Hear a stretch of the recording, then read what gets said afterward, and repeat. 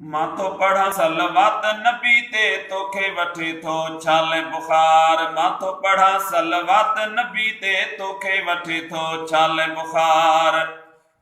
मोमिन पढ़ंदा आशिक ठरंदा, मोमिन पढ़ंदा आशिक ठरंदा, मुनकर थींदा पाणे धार, मुनकर थींदा पाणे धार। मां तो पढ़ा सलवात नबी ते तोखे वठे थो छाले बुखार। अबू दाऊद अज़ान जे बाब में दुआ घुरी आ सोहणे बिलाल। अबू दाऊद अज़ान जे बाब में दुआ घुरी आ सोहणे बिलाल। आलिम छो एतराज़ कंदो, आलिम छो एतराज़ कंदो, एतराज़ कंदो त कंदो बकरार। मां तो पढ़ा सलवात नबी ते तोखे वठे थो छाले बुखार। नबी चयो हर नेक अमल जे अव्वल आखिर पढ़ो सलात। नबी चयो हर नेक अमल जे अव्वल आखिर पढ़ो सलात। हेॾियूं हदीसूं कूड़ियूं चवंदे, हेॾियूं हदीसूं कूड़ियूं चवंदे, मौला जी शल पवंदई मार। मां तो पढ़ा सलवात नबी ते तोखे वठे थो छाले बुखार। हजरत आदम निकाह वेले हक महर में दुरूद पढ़ियो।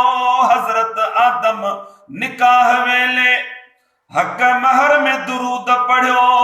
थानवी साहिब ॾिनो हवालो, थानवी साहिब लिखियो हवालो, ॿिया बि हवाला कया थो तयार। मां तो पढ़ा सलवात नबी ते तोखे वठे थो छाले बुखार।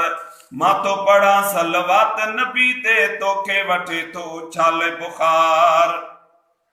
फतवा फरीदी किताब तुंहिंजो, फतवा फरीदी जुल्दो पहिरियों सुफ़ो 348।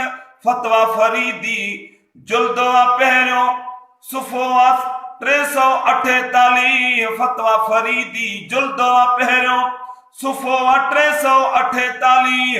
ॿियनि ते पोइ एतराज़ कजां है, ॿियनि ते पोइ एतराज़ कजां तूं अवल पंहिंजी खट हेठां बुहार। मां तो पढ़ा सलवात नबी ते छाले वठे थो तोखे बुखार।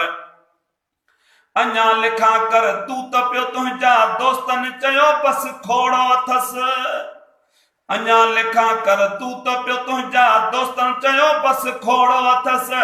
ॼाणे थो करी बख़्श मशहूरी, ॼाणे थो करी बख़्श मशहूरी, तुंहिंजे अक़ीदे जा पिरकार। मां तो पढ़ा सलवात नबी ते तोखे वठे थो छाले बुखार।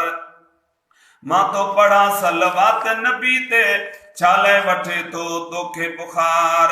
मोमिन पढ़ंदा आशिक ठरंदा, मोमिन पढ़ंदा आशिक ठरंदा, मुनकर थींदा पाणे धार, मुनकर थींदा पाणे ख्वार। मां तो पढ़ा सलवात नबी ते तोखे वठे थो छाले बुखार।